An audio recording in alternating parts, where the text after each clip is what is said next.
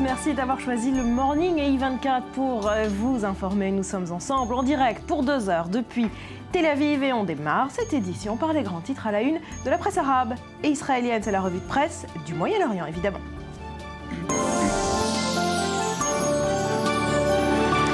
Cyril, on démarre ce matin par l'Égypte. Le verdict est tombé. La justice égyptienne a condamné hier à mort 700 pro-morsi. Oui, bonjour Barbara, bonjour à tous. Et à la une des grands quotidiens égyptiens ce matin, on retrouve ces mêmes images, voyez plutôt celles des proches des accusés en larmes après le verdict. Ce sera donc la potence pour le chef des frères musulmans, Mohamed Mahdi et ses frères. C'est le titre en une ce matin de nos confrères Ash-Shuruq. Alors que le journal libéral Al-Masri Al-Yom, l'Égyptien aujourd'hui, rappelle de son côté que les peines de Mahdi et de ses 682 frères seront soumises, comme le veut le protocole, à l'aval du Moufti, la plus haute autorité religieuse d'Égypte. Le journal qui nous rappelle que ceci n'est qu'une formalité non contraignante pour la justice égyptienne. Alors Mohamed Mahdi, le guide spirituel des frères musulmans égyptiens, portera-t-il la traditionnelle tenue rouge des condamnés à mort? C'est ce que se demande ce matin le journal At-Tahrir, la Libération, qui publie en une, vous le voyez, la photo du détenu derrière les barreaux. Et selon cette gazette libérale issue de la révolution de 2011, eh bien la question est plus que légitime, puisque la grande majorité des pro-morsi qui ont été condamnés à mort en mars dernier ont vu hier leur peine commuée en prison à vie. Alors les frères musulmans ne sont pas les seuls à faire les frais du nouveau pouvoir en place. J'apprends ce matin, par exemple, dans le très sérieux Al-Akhbar, que la justice a interdit le mouvement du 6 avril. Vous savez, le 6 avril, c'est ce mouvement démocrate qui avait contribué au renversement d'Hosni Moubarak. Et selon le quotidien, le mouvement est accusé d'avoir porté atteinte à l'image de l'État, d'avoir sali le drapeau égyptien. Et puis 4 de ces dirigeants que l'on voit ici en une donc du Al-Akhbar ont été condamnés en décembre dernier à des peines de prison ferme pour avoir notamment, nous dit le journal, contrevenu à la nouvelle législation sur les rassemblements publics. Voilà pour la presse égyptienne. Voilà pour l'Égypte, on y revient dans un instant, c'est notre dossier du jour avec notre invité, Yochanan Manor. Mais avant cela, en Israël, dans les journaux, on parle ce matin évidemment des négociations de paix, parce qu'aujourd'hui c'est le 29 avril, c'est la fameuse date butoir que les Américains avaient en partie pour parvenir à un accord de paix. Et on toujours inexistant. On ne peut pas dire qu'il se soit passé grand-chose aujourd'hui, sauf coup de théâtre peut-être, mais le 9 mois imparti par John Kerry donc, pour aboutir à un accord entre Israël et l'autorité palestinienne expire donc, vous l'avez dit Barbara, aujourd'hui. Une gestation stérile après tout, selon le quotidien centriste Maariv, et un processus qui s'achève par 2 notes particulièrement dissonantes. Tout d'abord avec ce désaccord qui se profile entre Israël et les États-Unis autour de la réconciliation palestinienne entre le Fatah et le Hamas. Le quotidien de gauche Haaretz révèle en effet ce matin que le conseiller Moyen-Orient du président Barack Obama aurait affirmé qu'après tout, le rapprochement entre le Fatah et le Hamas, eh bien, ce n'est pas nécessairement une mauvaise chose, alors que dans les colonnes du quotidien centriste m'arrive un haut responsable israélien affirme ce matin sous couvert d'anonymat que Barack Obama a bel et bien garanti à l'État hébreu qu'il ne serait jamais tenu de négocier avec un gouvernement palestinien dont le Hamas ferait partie. Et puis la seconde fausse note, ce sont ces déclarations du secrétaire d'État américain John Kerry lors d'une réunion à huis clos hier. Il a affirmé que sans accord de paix, Israël pourrait devenir un État d'apartheid. Entre-temps, il a démenti John Kerry, mais selon le quotidien gratuit Israël Hayom, le Congrès américain aurait d'ores et déjà demandé à John Kerry de présenter ses excuses à l'État hébreu. Mais pour Nahum Barnea du Yediot Aharonot, John Kerry n'a fait dire que la dure vérité au sujet d'Israël. Il se murmure ces derniers jours que Mahmoud Abbas serait l'unique responsable de l'échec des négociations, écrit la grande plume du journal.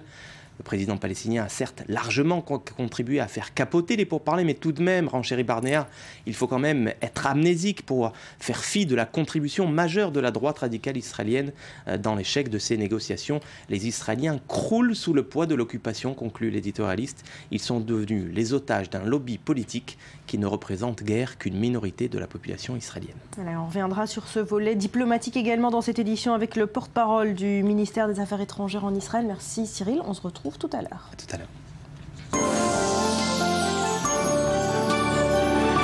Voilà, on parle donc à présent de ce nouveau procès hors norme en Égypte. 700 condamnations à mort hier, c'est le verdict, et parmi eux le guide suprême des frères musulmans, Mohamed Mahdi. Alors même si ces peines ont peu de chances d'aboutir, il faut souligner que le climat dans le pays est absolument délétère. On fait le point en images et on en parle juste après. Une décision expéditive et une seule journée d'audience. Ce lundi s'est tenu en Égypte le plus grand procès de masse de ces dernières années, selon l'ONU. Un tribunal égyptien a condamné à mort de nombreux partisans des frères musulmans, dont le guide spirituel de la confrérie, Mohamed Badi. Le verdict lors du premier procès a été modifié. Sur les 529 personnes qui avaient reçu la peine de mort, il en reste à peine 37. Le reste ont reçu une peine d'emprisonnement à vie. Mais parmi les nombreux accusés, seulement une cinquantaine d'entre eux sont effectivement en détention. Les autres ont été libérés sous caution ou sont toujours en fuite. La peine de mort a été commuée en prison à vie pour près de 500 autres personnes qui avaient déjà été jugées selon le même procédé en mars dernier. Et les familles sont nombreuses à crier leur colère et leur incompréhension. Il y a 3 personnes déjà décédées qui écopent de la peine de mort et il y a des erreurs dans les noms des accusés. Le fils de cette femme est déjà mort et son nom figure parmi les condamnés à la peine de mort. Partisans du président islamiste destitué Mohamed Morsi, les accusés auraient participé à de violentes manifestations à Minya, une ville du centre de l'Égypte. Considérée comme une organisation terroriste depuis le mois de décembre dernier et largement combattue par le candidat à la présidentielle Abdel Fattah al-Sisi, l'organisation vieille de 85 ans reste populaire parmi la population égyptienne. Le gouvernement intérimaire a pour le moment affirmé que ces peines exceptionnelles avaient été prononcées après un examen attentif du dossier. Elles doivent désormais être examinées par les autorités religieuses du pays. Malgré tout, les experts sont nombreux à estimer que ces condamnations à mort ne devraient pas être confirmées en appel prévu le 21 juin prochain. En cause, le véritable tollé à l'étranger provoqué par l'attitude des juges qui auraient bafoué les droits élémentaires des accusés. Bonjour Yohanan Menor. Bonjour. Merci d'être avec nous ce matin. Vous êtes orientaliste, spécialiste du monde arabe. Alors, on l'a compris, ces condamnations ont peu de chances d'être confirmées en appel. Pourquoi elles sont alors prononcées? Elles sont prononcées pour démontrer que l'État est restauré et que c'en est fini avec le chaos, avec la chienlit, avec la situation quasi insurrectionnelle qui avait suivi la mise à pas de Morsi par des manifestations de masse et l'intervention de l'armée. Mais qui, à la suite de cela, nous nous souvenons de tous les incidents. Et ce qui a été le plus grave, c'est le climat d'insécurité, notamment le fait que des postes de police aient été attaqués. C'est justement les personnes qui sont actuellement accusées, ce sont les personnes qui sont justement accusées d'avoir attaqué des postes de police, d'avoir tué deux policiers à 2 endroits différents et d'avoir incendié des bâtiments publics. Or, les 2 grands problèmes pendant le régime de Morsi, c'est que la situation ne s'était pas du tout améliorée sur le plan économique et non seulement ça, mais on allait vers une nouvelle dictature, une dictature qui devait remplacer... Un procès éclair comme ça, c'est pas une nouvelle dictature? Un procès éclair comme ça, c'est de mettre les choses au point. C'est de dire... Il n'y a pas de dérive autoritaire, selon vous, en Égypte? Il faut comprendre ce procès, bien sûr, en vue de l'élection de Sisi le mois prochain. Enfin, c'est ce mois-ci, en fait. Nous sommes au mois de mai, à la fin du mois de mai. Donc, c'est évident que c'est dans ce contexte-là. Mais Sisi, qui a demandé aux électeurs égyptiens de voter massivement pour lui, veut montrer que l'État est restauré, qu'il est 2 choses importante pour chaque Égyptien au quotidien, c'est le pain et la sécurité. Bon, il n'y avait ni l'un ni l'autre pendant le régime. Donc, oui, on ne peut pas parler, le droit international n'a aucun sens. Les exigences du département d'État concernant le droit international qui n'est pas respecté n'ont aucun sens. Il n'y a pas d'État. Il n'y avait plus d'État. Alors, bien entendu, il y a minimum des droits civiques élémentaires. On ne peut pas les réclamer non plus en Égypte aujourd'hui? On peut réclamer, il faut les respecter, mais ceci ne tient pas s'il n'y a pas d'État. C'est ça qu'il faut comprendre. C'est que la chose élémentaire pour justement arriver à un fonctionnement minimal de l'État, c'est que les institutions publiques fonctionnent. Et là, il s'agit de faire des exemples. Et il s'agit également de tenir en respect. De tenir en respect pour que tous ces gens-là, ils vont être en suspens jusqu'aux élections. Les décisions vont être en suspens jusqu'aux élections. Pour bien dire que ça suffit avec le climat, pas seulement le climat, la situation insurrectionnelle. Ça va marcher selon vous?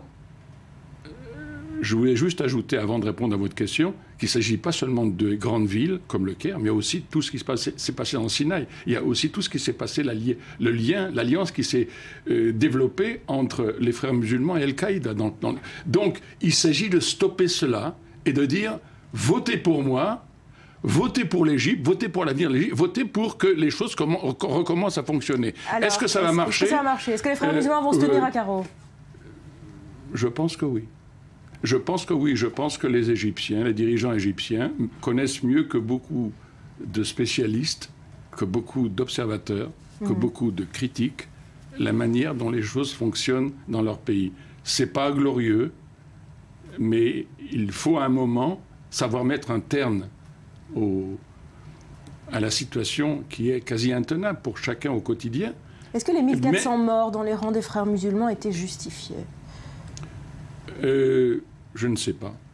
Ce qui est certain, c'est qu'il y avait aussi eu des endroits où les frères musulmans ont attaqué, notamment des postes de police, ont brûlé le bâtiment du ministère de l'Intérieur. Donc, c'est pas innocent, rien n'est innocent. On ne peut pas justifier des morts, mais des fois, il faut stopper une certaine situation. Je pense que notre manière de juger les choses, en général dans le monde occidental, à partir, disons, de la prédominance totale des droits de l'homme, est insuffisante. La politique ne se fait pas seulement qu'à coup de décrets de droits de l'homme. Et notamment, la première des choses, et on voit ceci également dans d'autres parties du monde, qu'il peut y avoir un abus, une déviation de la politique des droits de l'homme, comme ça se passe et en Syrie et en Ukraine. Il y a aussi d'autres considérations. Et la première, c'est que les institutions fonctionnent. Et je crois que de ce point de vue-là, il faut éviter cette prédominance qui fait on aura bien compris. Est-ce que cette répression signifie la fin définitive de la confrérie musulmane? Non, d'ailleurs, elle va survivre à ça, la confrérie? Oui, non, elle va survivre. D'ailleurs, elle a déjà de trouver une nouvelle forme d'existence sous la forme d'une association de l'ensemble des organisations musulmanes. Non, elle va continuer à exister. C'est pas ça. D'ailleurs, dans votre commentaire... Elle est habituée à vivre dans la clandestinité, la confrérie des frères musulmans. Oui, mais là, il s'agit pas de l'empêcher d'agir. Il s'agit de lui faire respecter un certain nombre de normes, de manières de faire, parce qu'elle n'avait pas hésité à recourir à l'insurrection et à recourir au terrorisme. C'est un fait. Bon, il y a un autre élément qui a été mentionné dans votre commentaire de la presse égyptienne ce matin, c'est celui qui concerne le mouvement du 4 avril. 6 avril. Voilà. Du 6 avril, excusez-moi. Ça veut dire quoi? Que le pouvoir s'en prend à tout le monde? C'était un mouvement de jeunes qui a été, disons, l'instigateur du mouvement de révolte contre le régime de Moubarak. Alors, est-ce que ça veut dire... Non, il faut comprendre, il y a quelque chose de très intéressant de ce point de vue-là. Je ne pense pas qu'on peut le mettre sur le même plan. Et d'ailleurs, ce n'est pas le mouvement qui a été interdit, c'est un avocat a déposé une plainte sur la base d'une nouvelle loi concernant les manifestations. Qu'il fallait demander le droit à la police avant de manifester. Donc, il s'avère que ce mouvement n'a pas respecté ce droit-là. Et donc, un avocat a introduit une demande. Et donc, on a suspendu non pas ce mouvement, mais ses activités. Donc, ce que je veux dire encore une fois, il s'agit de mettre de l'ordre. Et je pense qu'il ne faut pas condamner à tout va. Est-ce qu'ensuite, une fois que Sisi aura réussi à remettre l'ordre, est-ce qu'il va réussir, selon vous, à répondre aux aspirations des Égyptiens une fois élus? La première aspiration, c'est la sécurité et le pain. Et je pense que oui. Oui. Et la sécurité, c'est d'arriver à neutraliser l'insécurité énorme qu'il y avait dans l'ensemble du pays, notamment et ailleurs. Combien de policiers et de militaires égyptiens ont été tués au cours des derniers mois? C'est un nombre très, très important. C'est presque comme s'il y avait eu une guerre civile. Donc, je pense que oui, mais... Vous êtes optimiste pour l'avenir de l'Égypte? Je ne sais pas. Je ne sais pas. Je veux simplement faire comprendre qu'il y a une logique qui est une logique liée à la stabilité d'un pays, à sa capacité de s'occuper de ses problèmes. C'est le B à bas, et on ne peut pas faire de raccourcis, et on ne peut pas mettre avant toute chose, même si c'est important, et c'est très important, les droits de l'homme, des choses qui... Alors précisément, pour finir, sont subsidiaires dans l'état actuel des choses. Une mauvaise grille de lecture de cette crise égyptienne depuis 3 ans? Non, il n'y a pas une mauvaise grille de lecture, il y a une grille unilatérale. C'est-à-dire qu'on ne voit qu'un aspect des choses. Et on ne voit pas l'autre aspect des choses. Et l'autre aspect des choses, c'est qu'il y a eu un deuxième mouvement révolutionnaire qui a mis à bas le régime des frères musulmans, le régime de Morsi, parce qu'ils ne voulaient pas une nouvelle dictature. Ça ne veut pas dire qu'ils veulent une dictature de l'armée. Mais là, ils se rendent compte, il n'y a pas de tourisme en Égypte du tout. Pourquoi? À cause de la situation de sécurité. On y revient. C'est lié au pain quotidien. Priorité économique. Donc il y a une question de priorité, ce qui veut dire qu'il faut être exigeant, mais aussi compréhensif. Merci beaucoup, Yochanan Manor, d'avoir été avec nous ce matin. Merci, Cyril. À suivre, Barack Obama hausse le ton. Les États-Unis durcissent leurs sanctions contre la Russie. La Russie, toujours accusée, vous le savez, de souffler sur les braises séparatistes dans l'est de l'Ukraine. On y revient après un nouveau journal.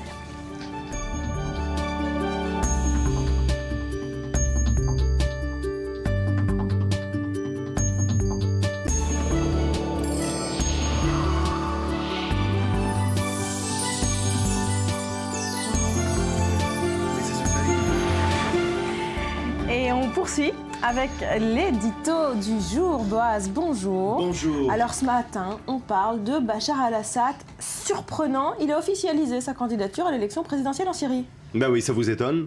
Pas vraiment. Ah ben, il y a encore 5 candidats, hein, rassurez-vous. Bon, on sait très bien que les autres 5 candidats n'ont pas une grande chance de gagner les élections. On sait très bien qu'en Syrie, comme tous ces pays dans lesquels il y a des dictateurs, il y a bien sûr des, comment on appelle ça, des partis politiques ou des partis satellites, si vous voulez. Ils font un peu la garniture. Le pire peut-être, le pire, ça nous amuse un petit peu, c'était en Tunisie à l'époque de Ben Ali, dans lequel même les chefs d'opposition, au dernier moment, allaient voter pour le président lui-même. Donc c'était vraiment le cirque. Alors là, en ce qui concerne Assad, Bachar Assad, alors il faut savoir une chose. Cet homme qui n'était pas censé être président de la Syrie, souvenez-vous, c'était son frère mort dans un accident de voiture dans les années 90, qui était censé l'être, sauf mort d'un accident dans sa Porsche en allant à l'aéroport. Et bien finalement, cet homme qui devait vivre tranquillement à Londres et soigner les yeux des gens, et ben lui-même se retrouve, remplace son père en juin 2000 et devient président de la Syrie. Sauf qu'il y a bien sûr ce printemps arabe, et bien sûr, la Syrie n'était pas le premier État ou pays arabe dans lequel on a eu des événements.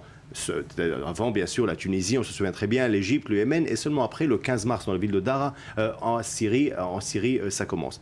Mais le paradoxe dans cette histoire, c'est que si tous les leaders arabes dans lequel on avait vu ce printemps arabe, Moubarak bien sûr, Salah au Yémen, Ben Ali en Tunisie, devait dire au revoir, eh bien Assad a très bien su bénéficier, faire fructifier sa position, la position stratégique de la Syrie, et surtout le fait que Assad a un grand ami. Comment s'appelle l'ami de Assad? Souvenez-vous, Vladimir Poutine. Donc aujourd'hui, en 2014, il est très bien d'avoir un ami à Moscou qui s'appelle Poutine. Il n'est pas seulement très riche, il est très puissant, et il est sincère en amitié, surtout si ça le convient. Donc peut-être on est là avec Assad pour encore longtemps, qu'il aurait cru il y a un an à peine.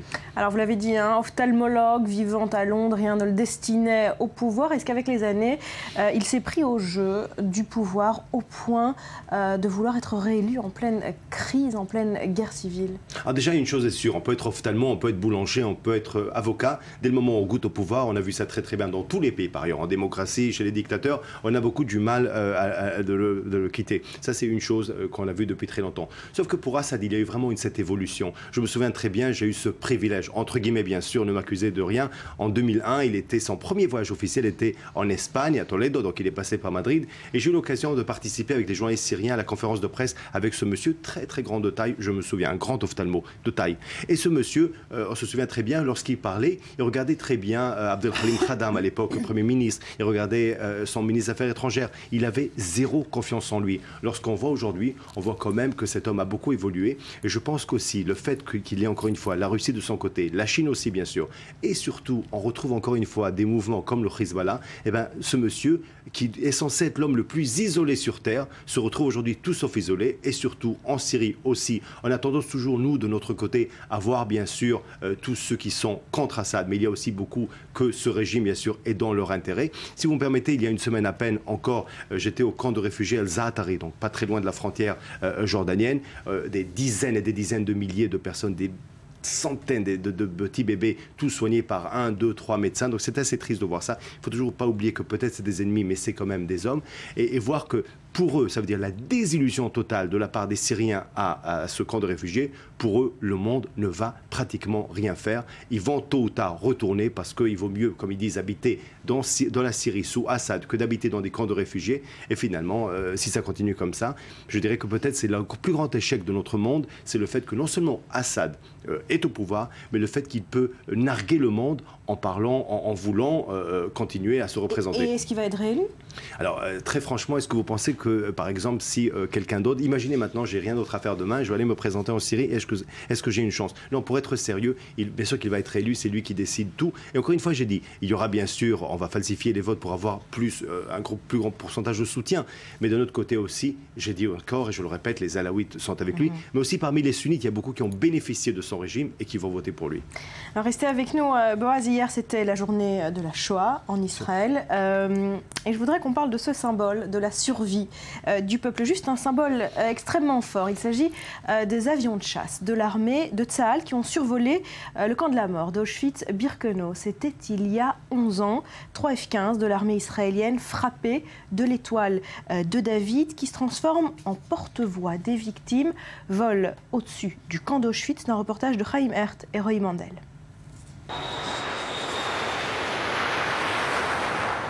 Août 2003, lors d'une réunion de commandants de base et de chefs d'escadrie, le commandant de l'armée de l'air annonce qu'Israël a été invité à un salon aéronautique à Radom, en Pologne. Ce salon est organisé en l'honneur du 50e anniversaire de l'armée de l'air polonaise. 5 minutes après, j'étais dans son bureau. Je lui ai dit « Bonjour, vous avez parlé de la Pologne, vous avez parlé des F-15 ?» J'étais commandant de la base des F-15. Je lui ai dit « Je veux y aller, mais posez-leur une condition. En plus de notre participation aux célébrations, nous voulons survoler Auschwitz. »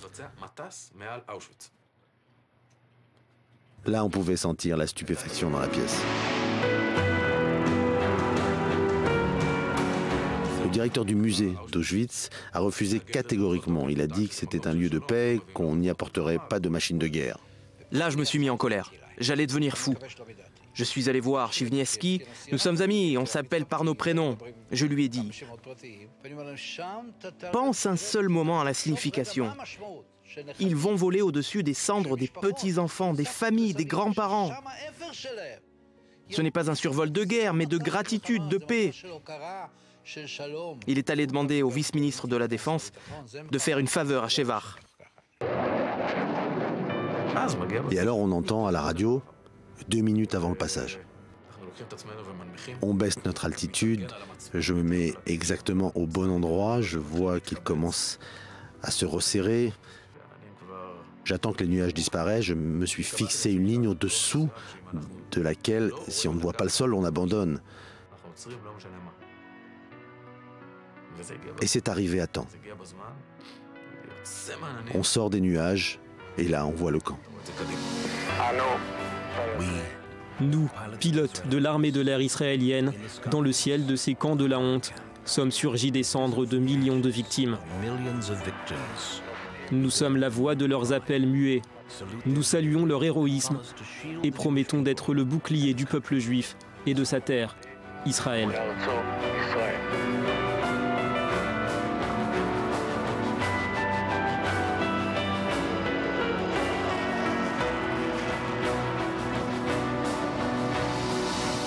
Voilà, c'est très fort comme image. Hein. Très fort, très émouvant. Très émouvant. Et vous savez pourquoi très émouvant? C'est étonnant.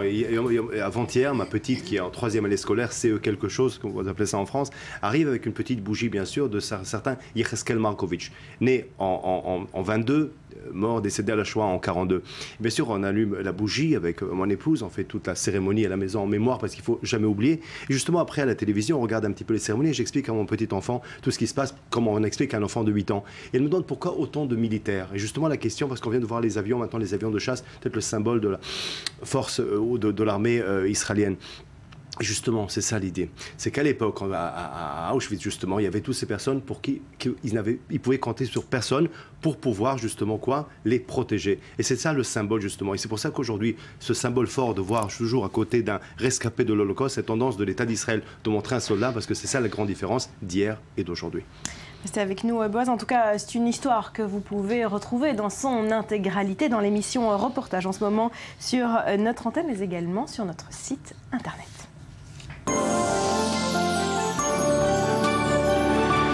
Et nous sommes le mardi 29 avril, vous êtes sur i24 News, voici les grands titres à la une de l'actualité. John Kerry tente d'éteindre la polémique. Le secrétaire d'État américain a démenti avec force avoir qualifié Israël d'État d'apartheid. Son ministère n'a toutefois pas nié qu'il ait employé ce terme historiquement très connoté et extrêmement sensible en Israël. Et dans ce contexte, notez que nous sommes aujourd'hui le 29 avril, la fameuse date butoir qui devait mettre fin aux 9 mois de négociations israélo-palestiniennes. Mais vous le savez, les négociations ont été suspendues. Ni côté palestinien ni côté israélien on semble enthousiaste à l'idée de les reprendre sur le terrain. Sachez qu'Israël a appliqué de nouvelles sanctions financières à l'encontre des Palestiniens.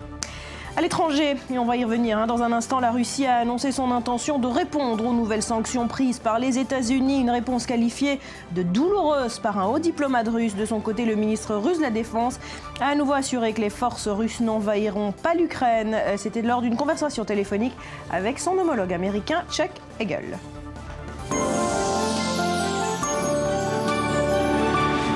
Voilà, Barack Obama a donc décidé de hausser le ton et les États-Unis durcissent donc leurs sanctions contre la Russie. Betsabé. Oui, bonjour Barbara. L'idée, c'est de contraindre bien sûr Moscou à calmer la situation sur place en Ukraine, en tout cas à contenir un minimum cette implication russe que Moscou dément, je vous le rappelle, depuis le début.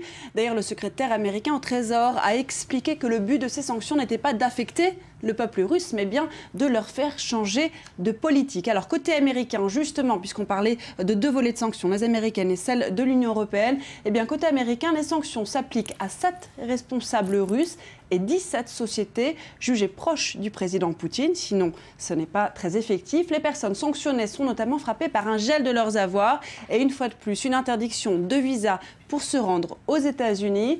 Parmi elles figurent 2 membres très proches de Vladimir Poutine, dont Igor Sechin, c'est le patron de la puissante compagnie pétrolière publique Rosneft. En outre, Washington va recevoir des conditions, il va revoir les conditions d'exportation vers la Russie d'équipements susceptibles d'être à usage militaire. On écoute Jen Psaki, c'est la porte-parole du département d'État sur ces sanctions donc. Les États-Unis avaient été très clairs. Il y aurait de nouvelles sanctions envers la Russie si elle échouait à appliquer les engagements pris à Genève et à prendre des mesures concrètes à la désescalade de la situation en Ukraine. Par conséquent, ce matin, les États-Unis imposent une série de sanctions ciblées sur des personnalités russes et des entités et imposent des restrictions à certaines exportations américaines vers la Russie. La Russie peut-elle encore s'orienter vers une désescalade et prendre des mesures ? Bien sûr que oui. Avons-nous encore des cartes à jouer de notre côté ? Oui, nous en avons et on travaille très étroitement aussi avec les Européens. Alors voilà pour les Américains, côté européen, on a sanctionné également. Oui, alors il y avait déjà des personnes sanctionnées, 33 personnes russes ou alors ukrainiennes pro-russes qui avaient été visées par des gels d'avoirs, une fois de plus, des interdictions de visa d'entrée dans l'Union européenne. Cette fois-ci, eh bien, selon des sources diplomatiques, l'Union européenne va ajouter 15 noms à cette liste de personnes sanctionnées. Ce sont donc des sanctions ciblées, non pas générales. Pourquoi ? Eh bien parce qu'il n'y a pas eu, Barbara, d'accord unanime sur ces sanctions à large spectre. Mais je vous rappelle que le programme qui a été voté par l'Union européenne prévoit 3 étapes. On n'est pas encore arrivé à cette 3e étape. Et cette 3e étape qui pourrait être votée prévoit, elle, des sanctions financières et commerciales. Probablement, l'Union européenne préfère garder cette carte de côté pour plus tard, une carte d'autant plus importante que, je vous le rappelle, l'économie russe en ce moment va très très mal. Et puis toujours sur le plan diplomatique, il y a ces menaces et ces accusations croisées qui se poursuivent. Hier soir a eu lieu un entretien téléphonique entre le secrétaire américain à la Défense et son homologue russe. Et bien, Chuck Hagel a appelé à nouveau la Russie à mettre terme à son influence déstabilisatrice en Ukraine. Les Américains persistent, la Russie est impliquée. Évidemment, les Russes réagissent comment ? Alors, les réactions de Moscou n'ont pas tardé. Comme d'habitude, ce sont les États-Unis qui sont, à en croire Moscou, responsables de l'aggravation de la crise. Cet argument en main, la Russie menace de répondre à la dite provocation.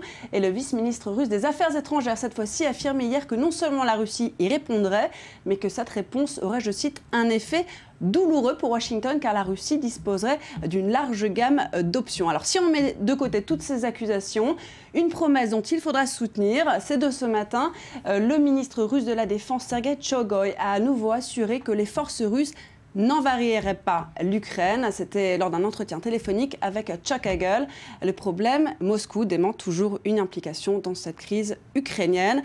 Je vous rappelle qu'on a repéré 40 000 hommes russes qui étaient à la frontière. Eh bien, ces hommes seraient rentrés dans leur caserne. En fait, ils étaient juste là pour protéger les civils de Kiev au cas où il y aurait une offensive menée contre eux. Pourtant, sur le terrain, les combats ont repris hier. Sur le terrain, la situation se dégrade même. La rébellion pro-russe ne cesse de s'étendre. Les insurgés retiennent depuis vendredi, je vous le rappelle, des observateurs de l'Organisation pour la sécurité et la coopération en Europe, l'OSCE, une dizaine de membres. Ce lundi a été marqué par des violences dans plusieurs villes. On retiendra notamment à Donetsk, la capitale régionale, une marche pro qui avait été attaquée à coups de matraque et de couteau par des pro-russes, faisant une quinzaine de blessés. Toujours dans l'Est ukrainien, des militants pro-russes se sont emparés de la mairie de la ville de Kostiantynivka.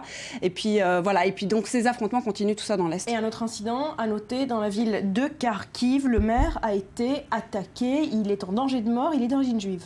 Je ne savais pas qu'il était d'origine juive, je savais qu'il avait été attaqué. En tout cas, il était un pro-russe, il a été attaqué peut-être par un sniper, apparemment une balle dans le dos alors qu'il était à bicyclette. Et on notera quand même qu'une large partie de toute cette région est touchée. On ne donne que des exemples.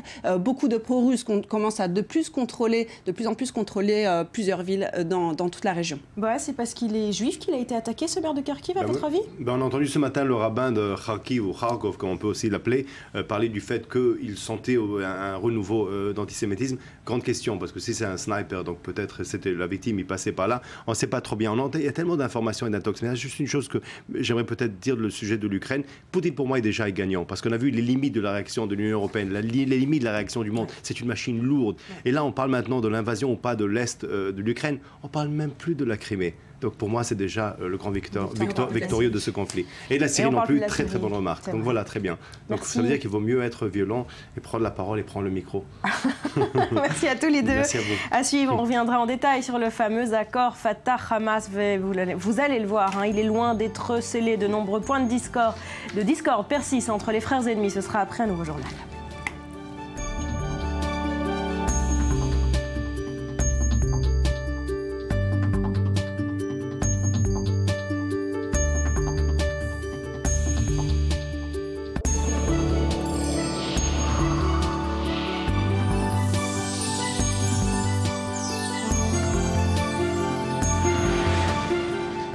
Merci d'être avec nous sur le plateau du Morning en direct depuis Tel Aviv. On parle ce matin également du processus de paix israélo-palestinien. Alors vous le savez, nous sommes le 29 avril, la fameuse date butoir des négociations. Mais cette date, elle ne veut plus dire grand-chose. Aujourd'hui, l'alliance Fatah-Hamas a été signée. Israël a suspendu les négociations. Pourtant, un homme continue d'y croire. C'est évidemment le parrain de ces négociations. John Kerry, le secrétaire d'État américain, a encore fait beaucoup de bruit ces derniers jours avec une phrase assassine contre Israël. Il menace Israël de devenir un État d'apartheid si la paix n'était pas signée prochainement. Je vous propose son parcours, un parcours du combattant. C'est signé Tal Shalev avec Daniel Ziri. C'est un sujet très difficile et c'est aux dirigeants eux-mêmes de prendre des décisions. Personne ne peut reprocher à John Kerry son épuisement. Des heures passées à traverser l'Atlantique, d'interminables réunions et vidéoconférences, une première année éprouvante marquée par une transition de régime en Iran, la guerre chimique syrienne et la crise ukrainienne. Mais comme si cela ne suffisait pas, Kerry s'est également mis en quête d'atteindre ce que beaucoup considèrent comme une mission impossible, la solution des deux États. Je comprends le scepticisme, mais je ne le partage pas. Je crois qu'on n'a pas le temps pour ça. Plusieurs de ses prédécesseurs avaient déjà multiplié les allers-retours au Proche-Orient. Henry Kissinger avait ouvert la voie à l'engagement américain dans les années 70. 2 décennies plus tard, James Baker entamait 8 mois de négociations parsemées de frustrations.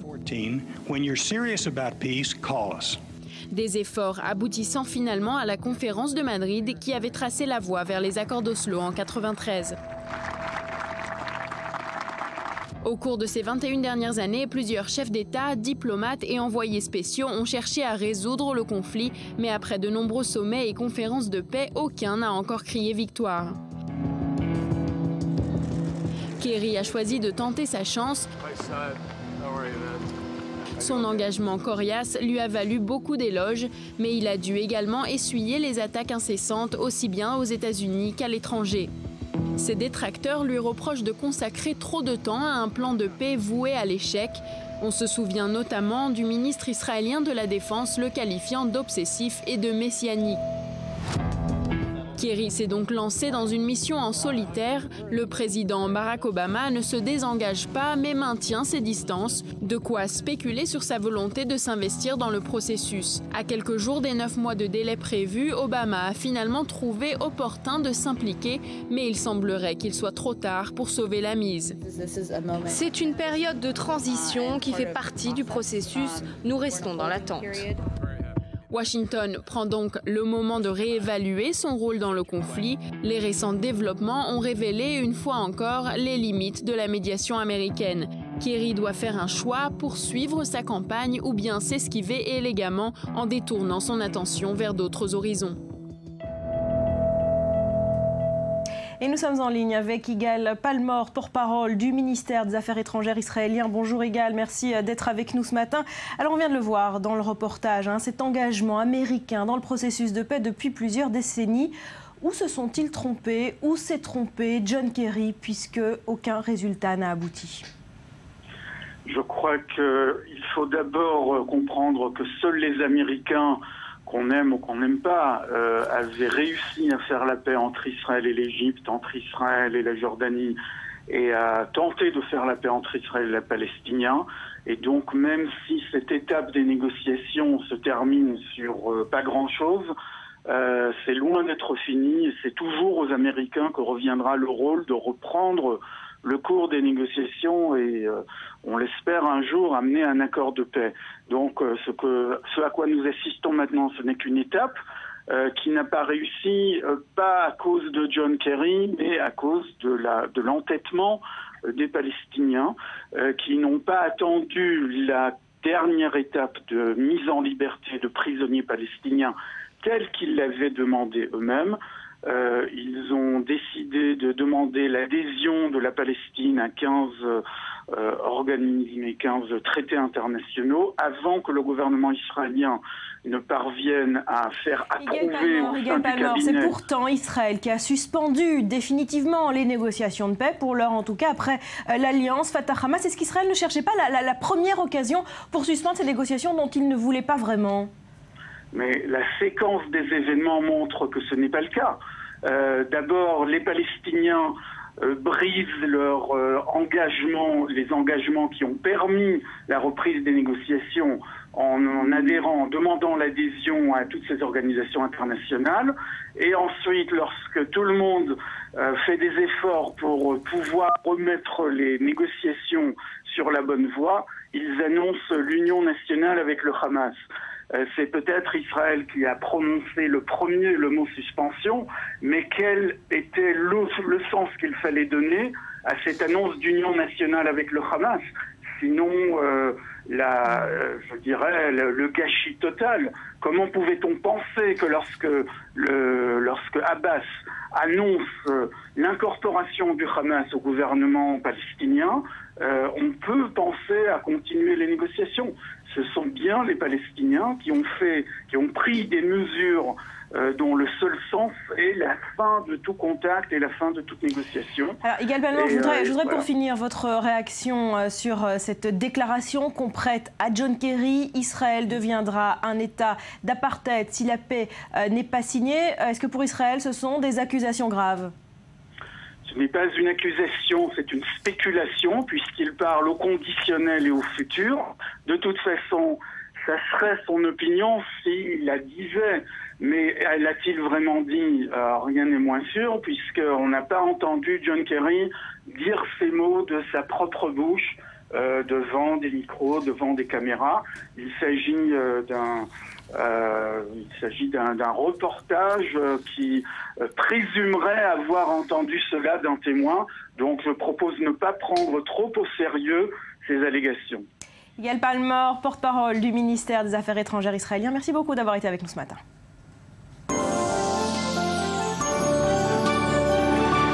Alors on vient de l'évoquer, Israël a donc annoncé la suspension des négociations suite à ce fameux accord d'alliance entre le Hamas et le Fatah. Pourtant, vous allez le voir, il reste de nombreux points de discorde entre les deux frères ennemis. Cyril, l'alliance est loin d'être scellée. Oui, vous savez, c'est pas la première fois, Barbara, que le Fatah et le Hamas signent un accord de réconciliation. On se souvient du premier accord du Caire en 2011 et puis de celui de Doha en 2012. Mais faute d'entente sur les modalités d'application, eh bien, les échéances fixées ont été constamment repoussées, n'ont jamais en quelque sorte été traduites dans la réalité. Alors, le nouvel accord signé mercredi dernier dans le camp de réfugiés d'Ashati, dans la bande de Gaza, sera-t-il cette fois-ci le bon ? Rien n'est moins sûr, car s'il prévoit la formation d'un gouvernement de consensus national d'ici la fin mai et qu'il fixe un calendrier pour la tenue d'élections présidentielles, eh bien, il semble que le plus dur reste à faire, car l'accord, Barbara, est beaucoup trop vague. Il ne dit rien des principaux points de divergence que je vous propose de découvrir tout de suite. Alors, première pierre d'achoppement, évidemment, on en a parlé avec Yigal Palmor, ce sont les négociations avec Israël. Le Hamas va-t-il ou non renoncer à la lutte armée contre Israël, lui qui en a fait son cheval de bataille, son fer de lance, le mouvement islamique palestinien, entend-il renoncer à cette lutte armée contre Israël, tout comme l'a fait le Fatah sous l'impulsion du président Mahmoud Abbas, pour qui les négociations, il faut le rappeler, les négociations de paix avec Israël sont au cœur de la politique de l'OLP, et le Hamas qui, contrairement à son frère de Cisjordanie, ne reconnaît en aucun cas l'existence d'Israël et rejette toute forme de processus politique avec l'État hébreu. Donc cette question reste en suspens. Oui, tout à fait. En tout cas, l'accord actuel ne dit rien de la reconnaissance par le Hamas d'Israël, ni de la fin de la lutte armée par le mouvement islamique palestinien. La deuxième question, Barbara, qui reste en suspens, c'est évidemment celle de l'unification des services de sécurité. Là également, toutes les questions restent en suspens. Depuis 2007, vous le savez, le Hamas assure seul la sécurité dans la bande de Gaza et à ses frontières, alors que les forces de sécurité, l'autorité palestinienne, conjointement avec Israël d'ailleurs, contrôlent la sécurité dans les zones A et B de Cisjordanie, comme on le voit parfaitement donc sur cette carte. Y aura-t-il donc fusion des services de sécurité du Hamas avec ceux de Cisjordanie? La garde présidentielle du président Abbas pourra-t-elle se déployer le long de la bande de Gaza, tel que c'était le cas avant 2007? Rien dans l'accord actuel, Barbara, ne permet en tout cas de l'affirmer. Et puis, autre point qui est laissé au hasard du consensus, une espèce de consensus miraculeux qui réglerait tous les problèmes de ce nouvel accord, c'est le fonctionnement du pouvoir législatif palestinien. Vous le savez, la dernière élection du Conseil législatif palestinien, le CLP, a eu lieu en 2006, et c'est le Hamas, que vous allez voir ici en vert, qui avait alors obtenu la majorité des suffrages. Mais voilà, le Parlement palestinien, depuis son élection, ne fonctionne quasiment pas, il est quasi moribond. Premièrement, parce que le Fatah n'a jamais vraiment avalé la pilule, il n'a jamais vraiment accepté la victoire du Hamas. Et puis d'autre part, car Israël a mené depuis 2006 de larges coups de filet dans le rang des élus du Hamas, qui rendait plutôt difficile donc la tenue des sessions au Parlement palestinien. Dans un tel climat, donc Barbara, on peut se demander si un scrutin libre et démocratique peut avoir lieu, tel que le prévoit l'accord. Et puis, que faire aussi de ces lois qui sont presque schizophrènes et qui ont été adoptées simultanément à Gaza et à Ramallah. Les unes, celles qui ont été adoptées à Gaza, sont fortement inspirées par la charia, par la loi islamique, et les autres sont plutôt des lois souvent empreintes d'un caractère néolibéral, inspirées par le Fatah. C'est donc un véritable casse-tête pour les anciens frères ennemis à Gaza et à Ramallah.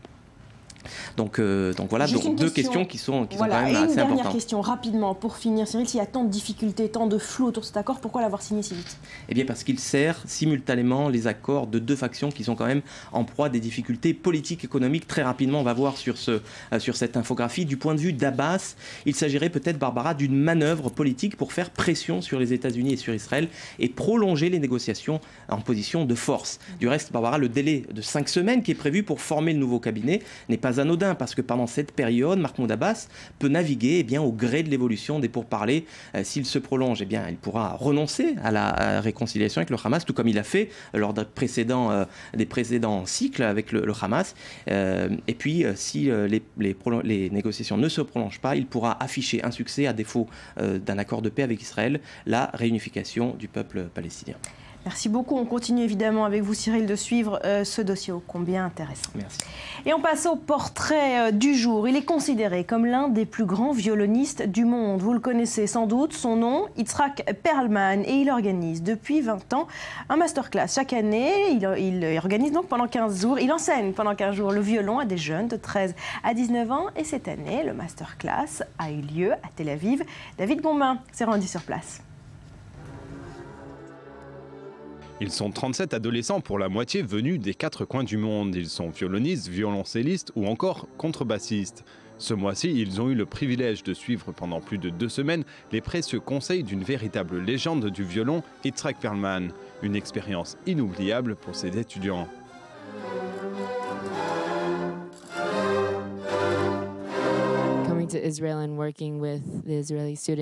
Venir en Israël pour moi et travailler avec des étudiants israéliens est un excellent rappel que la musique est vraiment universelle. Même lorsque je répète avec mon quatuor de chambre, qui est composé de 3 Israéliens, et bien même s'ils parlent tous hébreu, nous comprenons ce que nous disons car la musique est une langue en soi. Le PMP, le Perlman Music Program, est une institution fondée il y a plus de 20 ans. Il est dirigé par la femme du maestro, Toby Perlman. Ce programme est le fruit de mon rêve, mais parfois les rêves se réalisent, ça arrive. Et c'est ce qui s'est passé avec le Perlman Music Program.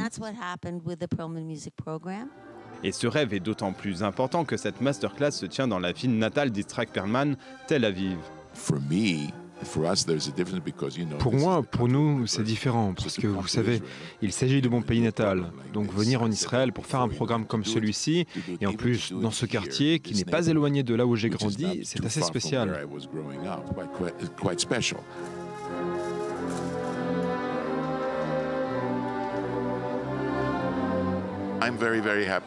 Je suis très heureux. Être ici en Israël et faire ce programme me rend heureux parce qu'il ne s'agit pas que de jouer mais aussi d'enseigner et de travailler avec des étudiants vraiment talentueux. Mais comment s'adresser à des étudiants qui excellent chacun dans son instrument? Que leur apporter? Voilà l'un des défis de ce cours, pas tout à fait comme les autres. Chaque joueur est unique et je pense que cela vient du fait qu'il choisit lui-même quoi dire et ne pas dire.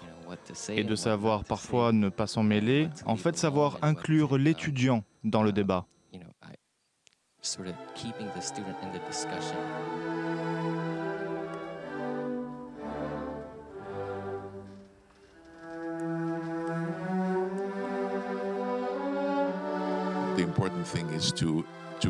Je pense que le plus important, c'est de grandir en tant que musicien et de ne pas faire de surplace. Ce à quoi vous aspirez exactement en étant artiste est de ne jamais être fatigué par ce que vous faites. Ce conseil, les étudiants en ont tenu compte. PMP, un programme qui va certainement rester dans leur cœur de longues années encore. Rencontrer des musiciens aussi extraordinaires m'a fait réaliser que c'est vraiment ça que je veux faire pour le restant de mes jours. Et je ne suis pas sûre que je l'aurais compris si je n'avais pas pris part au PMP.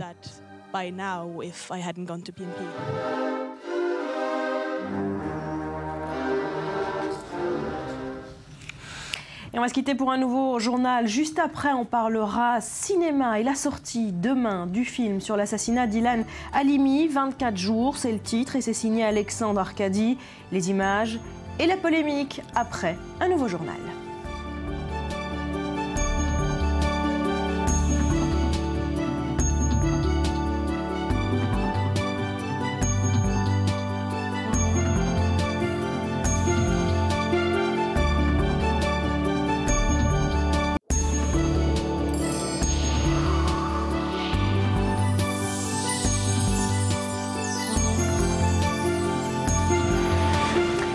L'heure de s'intéresser à l'actu sur Internet, c'est la revue du web.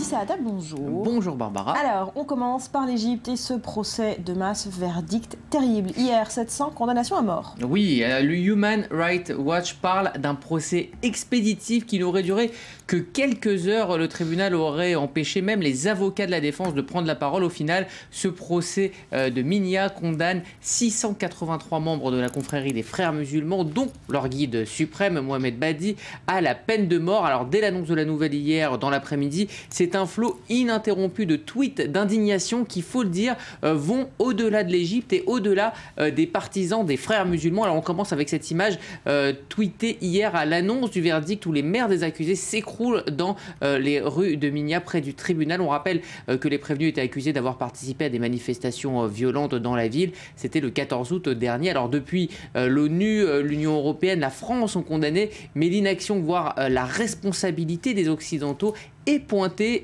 du doigt sur le net les partisans des frères musulmans qui ont d'ailleurs lancé un hashtag Stop the Persecution in Egypt. Alors Ismaël, que vous voyez, se demande si après la sentence de peine de mort, où sont les défenseurs des droits humains. Linda, elle, interpelle les internautes pour elle après 683 condamnations à mort en Égypte. Combien en faut-il encore pour qu'on commence à parler de génocide de frères musulmans? Et un autre tweet rappelle que ce n'est pas une première. Le 23 mars, il y a eu 529 personnes condamnées et le 14 août, on en parlait, 1300 frères musulmans avaient été tués. Alors toujours dans cette idée donc d'épuration, ce dessin publié par Etar El-Katané avec cette pyramide de cadavres qui vient se juxtaposer aux pyramides égyptiennes. Et puis pour finir, on a vu ressurgir cette image qui oppose l'Orient et l'Occident, et l'Orient avec ce sous-titre Le monde est sombre, l'Europe est aveugle, l'humanité est morte.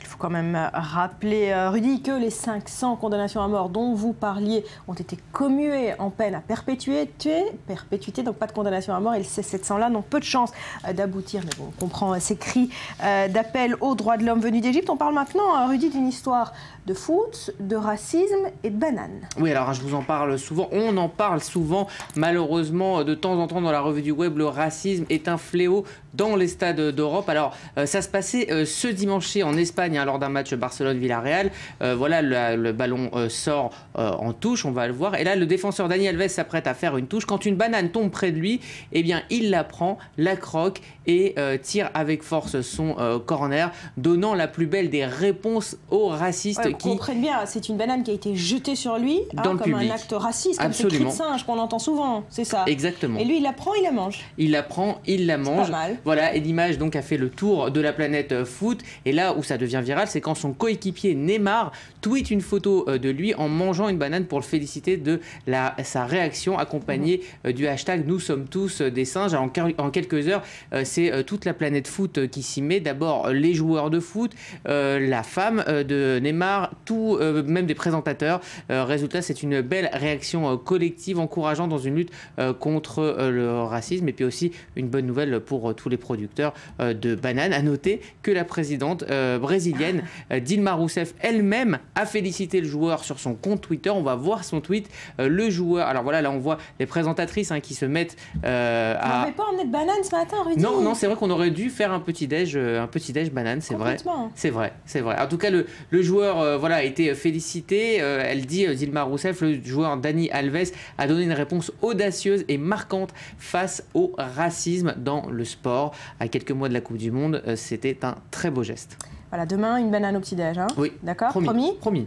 Allez, on parle maintenant d'immobilier et de séries télé. Oui, c'est une question que vous vous êtes sûrement jamais posée. Pas sûr, dites-moi laquelle. Alors, est-ce que les personnages de vos sitcoms préférés vivent au-dessus de leurs moyens? Eh bien, c'est la question à laquelle répond une infographie qui a été créée par une agence immobilière américaine, Movoto. Le principe est simple. Alors, partant du fait que la part d'un loyer ne devrait pas dépasser 30% des revenus, ils ont fait le calcul. L'étude se base, elle est très sérieuse, sur la ville et le quartier de résidence des personnages, leur salaire supposé et la superficie donc de leur logement. Donc, donnez-moi des exemples. Alors, il y a des bons, il y a des mauvais élèves. Les mauvais élèves, on les trouve à New York, vous les connaissez sûrement, c'est la bande de Friends. L'appartement, il fait 105 mètres carrés, il est en plein cœur de Manhattan, l'appartement que vous voyez, et il coûterait par mois, avec les prix du marché actuel, $5 000, soit 54% des revenus de Rachel et Monica, qui, à eux deux, auraient un salaire de $9 000. Alors, côté bon gestionnaire, surprise, on retrouve qui? On retrouve la famille Simpson avec Homer et sa famille. Alors, selon l'enquête, la maison de Springfield dans laquelle ils vivent, en Californie, se louerait à un peu plus de $1 000 par mois, alors que le salaire d'Homer, qui, malheureusement, je le rappelle, est responsable sécurité dans une centrale nucléaire, serait de $6 500 par mois. Donc, c'est une info très drôle qu'on peut retrouver sur le site fluctua.net. Et donc, tous les personnages sont croqués avec leur salaire et ce qu'ils dépensent dans leur loyer. Pour répondre à ces questions qu'on ne s'est jamais posées. Absolument. Voilà. Alors, heureusement vous que vous confirmez, existez, Rudy, je confirme. Mais je vous le dis tous les jours. Heureusement que vous existez. On termine avec le buzz du jour. Oui. 10 millions de clics en quelques heures. Oui, alors ça va vous plaire. C'est une très jolie scène de vie qui a créé l'émotion sur toute la toile. C'est l'œuvre de Jessica Hickey, c'est une jeune américaine qui a choisi d'offrir une boîte avec une sucette pour bébé à son papa pour annoncer sa grossesse. La réaction du futur grand-père est très belle, pleine d'émotions. Il est très très content à l'idée de devenir papy. Regardez.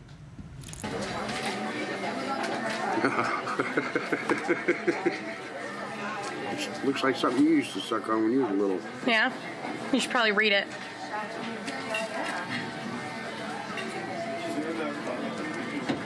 Actually, no. Right.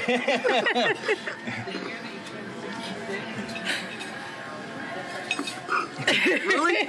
Yeah.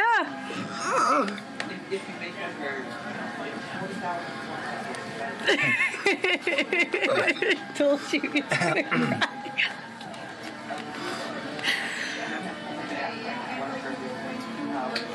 I'm 10 weeks. Très ému, le papy.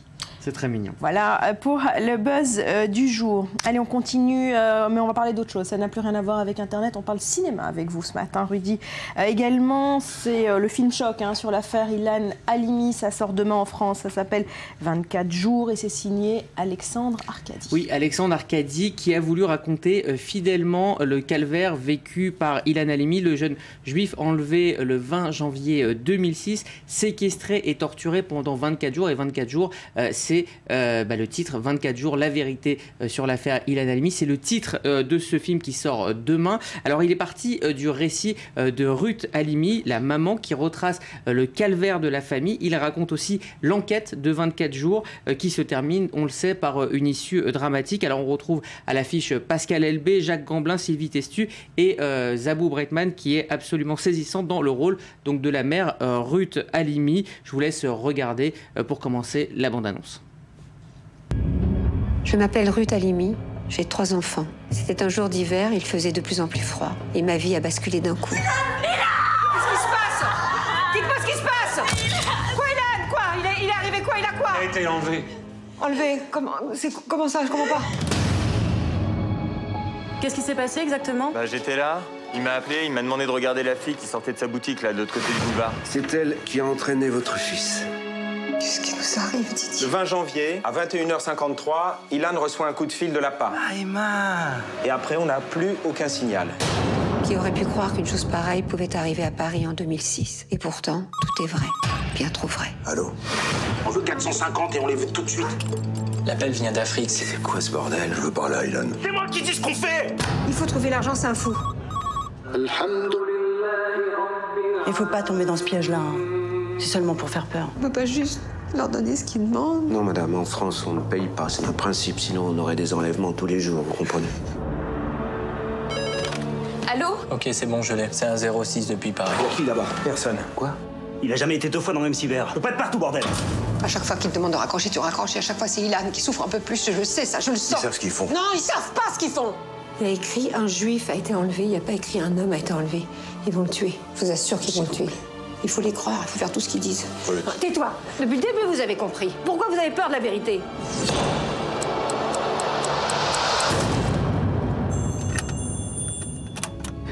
S'il vous plaît, ils vont me tuer.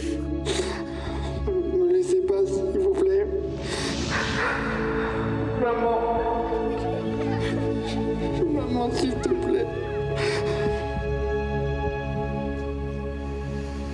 Voilà pour la bande-annonce. Alors le film sort demain pour le grand public. Les critiques, ils en pensent quoi? Les critiques sont bonnes. On parle d'un film sobre, bien réalisé et surtout d'un film utile pour rappeler la mémoire d'Ilan Halimi, donc disparu en 2006, et aussi tirer la sonnette d'alarme sur la résurgence d'un certain antisémitisme, car le film le dit bien, c'est bien parce qu'il était juif et que juif égale argent qu'Ilan Halimi a été enlevé. Le gang des barbares pensait bien dans ce sens-là. Alors on voit, cela dit, pas ou peu de scènes de véritables de torture. Le cinéaste Arkady a préféré, lui, donc je vous le disais, se focaliser sur l'enquête et sur l'angoisse de la famille. Et l'enquête permet, enfin, se focaliser sur l'enquête permet de comprendre les nombreux ratés plusieurs fois dans le film. On les voit presque sauver ce jeune homme. La police passe à côté à chaque fois. Hein. Constamment, et il y a plein de petits détails qui montrent tous les ratés de l'enquête. Alors, il était l'invité du grand direct hier soir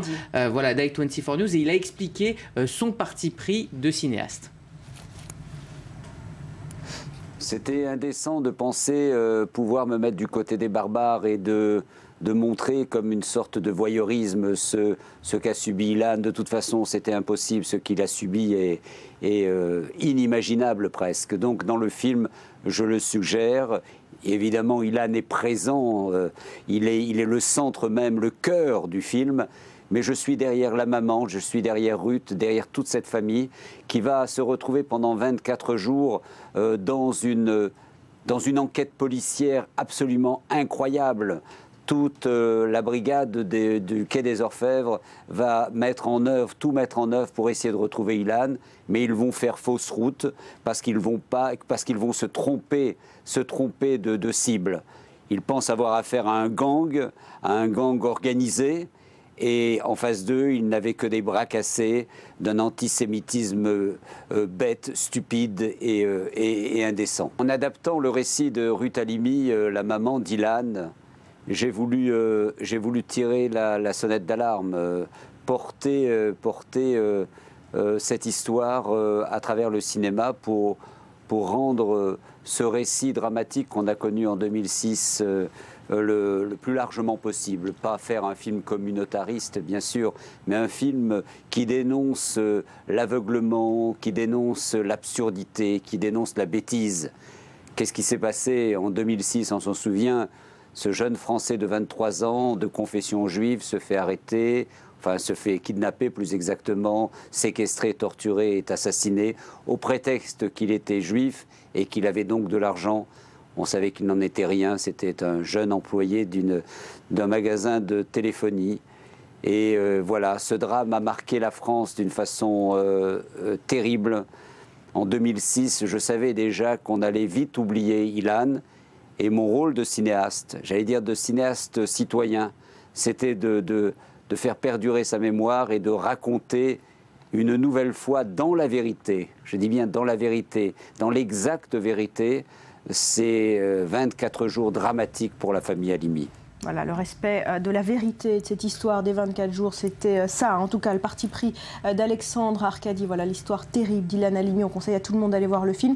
Et puis, il y a une histoire dans l'histoire, une polémique qui enfle depuis hier. On parle d'une émission sur France 2, On n'est pas couché, jeudi dernier. Alors, c'est parti d'un article hier du magazine en ligne Causeur qui a révélé une altercation qui a eu lieu entre Aymeric Caron, donc le chroniqueur de l'émission, et le réalisateur, avec donc une coupe au montage. Pourquoi? Parce que dans cet extrait, le chroniqueur établit un parallèle plus que douteux entre les enfants palestiniens tués par des soldats israéliens et les tueries perpétrées en France par Mohamed Merah. Les invités, le public et la production ont été choqués de ce parallèle qui n'avait rien à voir et qui était extrêmement dangereux. Depuis, l'affaire sur Internet et dans les médias a fait polémique, et Alexandre Arkady s'est exprimé hier sur I24 News à ce propos. Il nous raconte ce qui s'est passé.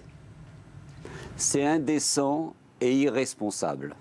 C'est ce que je dis à cet animateur au cours de cette émission de télévision. Indécent et irresponsable. Quand on fait des amalgames pareils, il ne faut pas être étonné de voir certains esprits plutôt faibles, plutôt prêts à accepter le n'importe quoi. Et vous savez, en France, le n'importe quoi, on en a l'habitude. On a eu un prédicateur antisémite, ex-humoriste, qui a sévi sur la toile durant des années et qui a pollué les esprits d'une manière inouïe. Donc c'est inimaginable de pouvoir ramener en France, au cours de l'évocation de ce terrible martyr d'Ilan, l'évocation d'un autre conflit qui est celui du conflit du Proche-Orient. C'est indigne. Je trouve que... Voilà, Rudy, on termine juste avec un dernier mot sur l'acteur qui joue le rôle d'Ilan Halimi. Oui, Cyrus Saïdi, il a été tellement bouleversé par le rôle, tellement marqué que... À la fin du tournage, il s'est rendu sur la tombe d'Ilan Halimi à Jérusalem pour pouvoir tourner la page d'un tournage qui, pour toute l'équipe, a été très douloureux. Et c'est un film qui, quoi qu'il arrive, juif ou pas juif, marquera tous les téléspectateurs. Et ce que disent les critiques, c'est qu'il est très utile. Voilà, ça sort demain, 24 jours. On le conseille évidemment à tout le monde. Merci beaucoup, Rudy. Merci à vous d'avoir été avec nous. Je vous souhaite de passer une très belle journée. Portez-vous bien.